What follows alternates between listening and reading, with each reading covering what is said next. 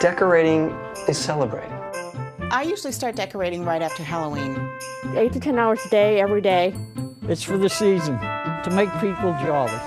You just keep at it until it's done.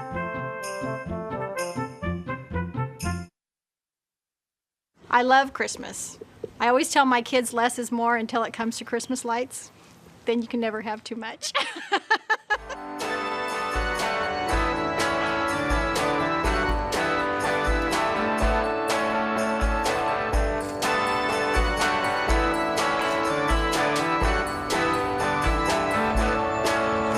We've lived up here for 20 years. And yeah, we've added to it every year.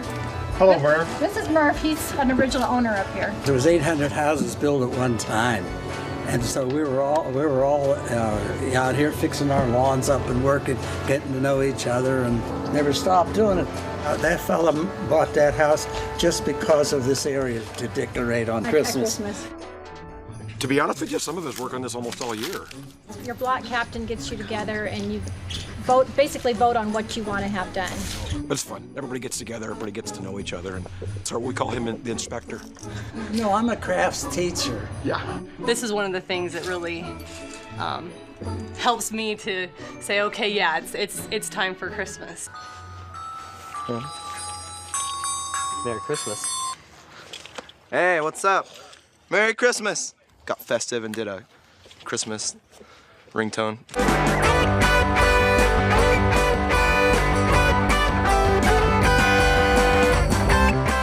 There's a lot of tradition, and with that tradition comes great memories, and it is worth the effort that we go through to do this. Each of the streets have their individual themes. There's a level of competition.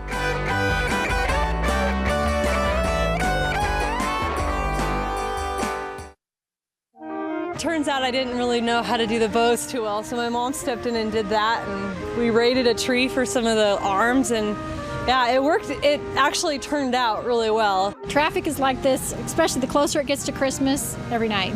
The school buses as well as tour buses that come up every single night and go through the neighborhood. But it's just part of living up here.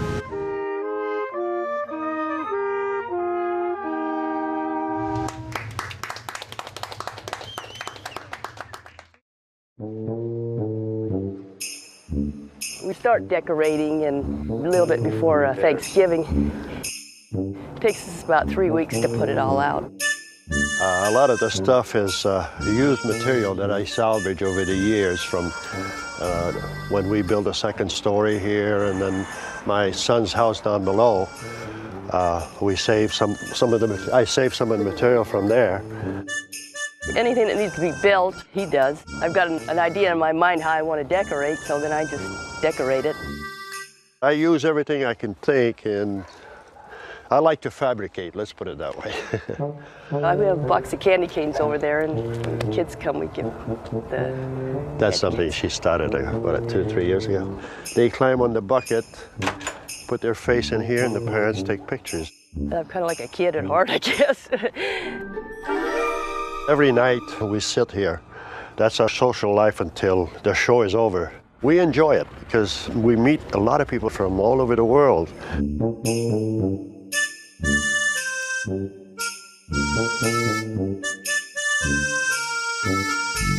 And I offer you people a little candy cane. That's her trick. My strategy for decorating for Christmas is to get up very early every morning, sneak down the stairs, plug in the coffee pot, and think, what do I want to do today? Do I want to start with the nativities? Do I want to do villages? It usually takes me a good 30, 35 days, 8 hours a day. This is the main tree of the house. Most of these ornaments have been given to us as gifts. Here's my big 747, which I have many, many memories of. Right here's the Eiffel Tower. It's my first Christmas away from home. Just so many things that are so many fond memories. This is my London village. We have Kensington Palace. We have Big Ben. I fly to London a lot. And I was very lucky to be there the day of Diana's funeral. I've only been doing villages, I think, maybe 5 years. I absolutely love doing them. Over here we have China. And in the back, we have India. The Ice Hotel from the Arctic Circle. In the seaport, I have the lobster traps, catching the fish, cleaning the fish. Even back here, we have our chipmunks. I have Herod's Palace here. We have a little vineyard here, a farm with the sheep. This goes up every year. It's one of my favorite things. She thinks about this all the time, middle of July, and it just grows and grows and it festers. I'm terrorized sometimes because I don't know where to step, where to put my foot. It's hard not to be in the Christmas spirit when you're in this house. Where is it going to end? Are you ever going to find an ending?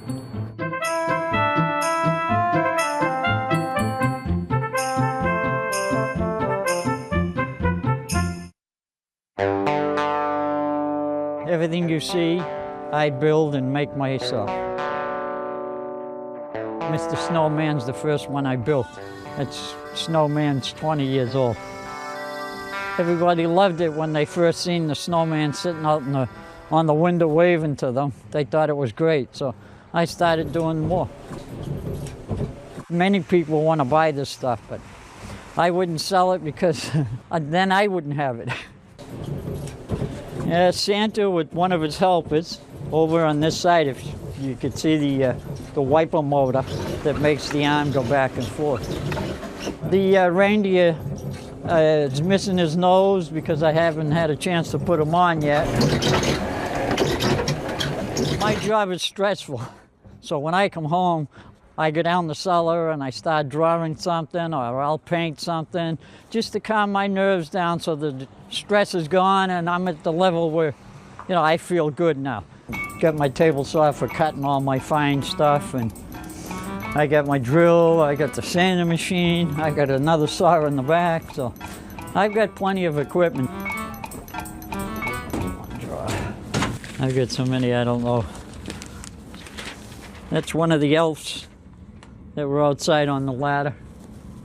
And that's what I do is I get the coloring book over there and I'll draw it up as big as I want. I just get done with the little wooden sled over there. I made that for my son. That's going to be his Christmas present. Let's see if we can get him here. This year I made this for my wife. Should stand up right there. Yeah, in 1992 I bought the house. So we come up with the idea of saving the tree pieces off of them, because when you bring a tree in the house, you're supposed to cut a little bit off, and that's what we do each year. I like decorating. I keep saying I'm not going to do it no more because I'm getting, you know, at the age where I keep saying it's getting time to retire.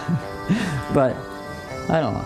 Once the kids come over the house, last week I had my granddaughter, and that's the first thing she said, "Grandpa, you're going to get the house decorated for us?" I said, "Yep, we'll get it decorated."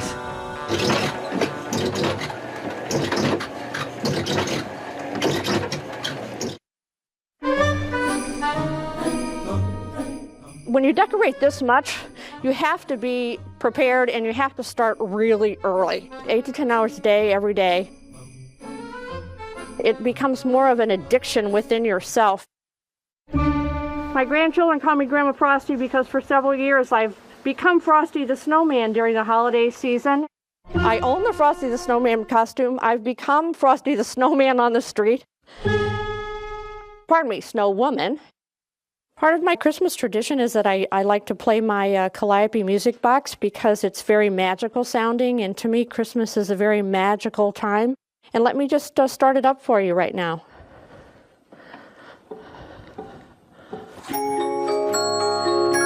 It's a very beautiful sound. Okay? Whoa! It gets a little bit difficult to see. And of course there's an art to lighting candles, which I haven't discovered yet. Guys, if I start on fire, can you help me, like, put myself out? Merry Christmas. Say Merry Christmas, Sophie. No, you're not going to be full of the Christmas spirit. Say hello. Merry Christmas.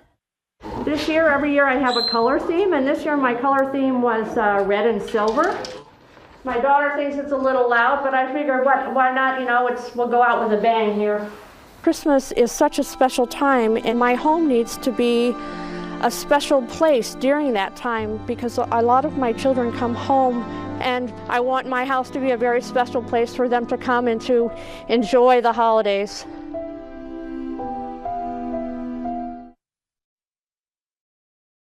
Everybody loves Santa. He takes older people and makes them young again. He just means so much to so many people.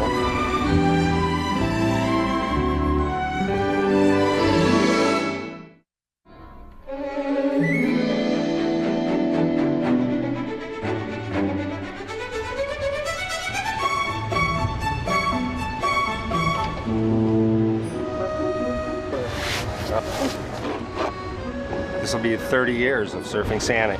The original Surfing Santa blew out his knee, so at the last minute they put me in the Santa suit and sent me out there. And this will be my 5th year. The kids go crazy. It's fun to spread the Christmas cheer. Good way to get in the holiday mood. They made me a custom suit, and then I made Santa hat and beard. I put them on a wetsuit. Yeah, I have to have the red board. That's my sleigh, reindeerless sleigh. But the waves push me.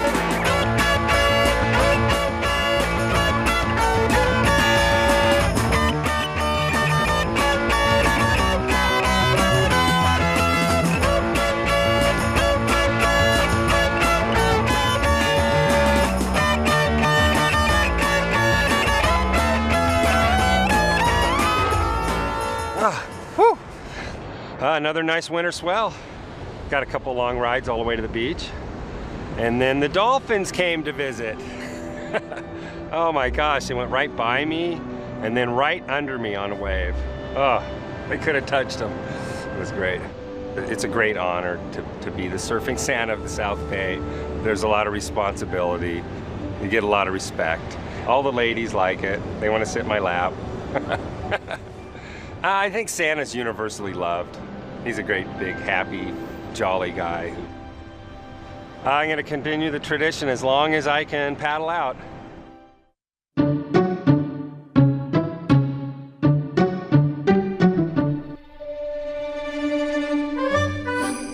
I have been in the costume business for approximately 30 years. We're very busy with Santa almost year-round because we make them here. This year I used about 2,000 yards of velvet and about 4,000 yards of wool and maybe 6,000 yards of satin for the lining. Really, these are very, very special. The vest and the pants and the hat and a white shirt with red trimming, the wigs, the gloves, the glasses. Add all that up and you got a real serious investment in the Santa suit. Sometimes they want sequins. I call that the Hollywood Santa. This is a Santa trimmed in fake ermine. Now this one is the one with the real rabbit fur. That's a specialty item. Only for the Santa who doesn't love animals. We're looking for a new style. Yes, a new style. Let's see this one. This is the open jacket. Ooh, that's the one. That's the one you've been looking for. It's already done. It's yours. I don't know, how does it look? It looks great. It looks perfect. I asked one of them. He said he was Santa for 3 hours and all these kids loved him, I guess. He said that was the greatest moment of his life. That's it. You get to see kids. You really get to see the inside of the child. That's the best part. Once they do it once, they want to be Santa every year. It's just real powerful. It's so pretty overwhelming almost. Santa to me personifies love. The season is so full of giving. Everybody's so nice. I'm gonna crash after Christmas. It takes me like 6 weeks to recover, I think, after the season. Then I don't see red for a while.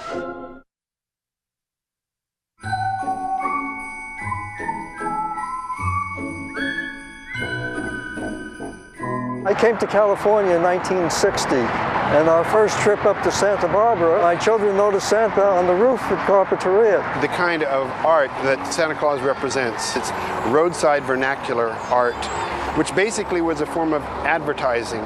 Stop, look, come in, buy. It was a very big success. It became a regular attraction.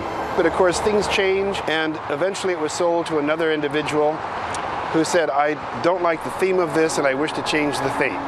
A week before Christmas last year, there was an editorial in the Ventura Star that if Santa didn't find a new home in 30 days, he was going to the dump.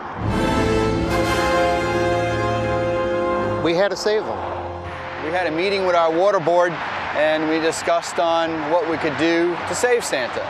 We had this empty lot here and we thought that this would be a great place for him.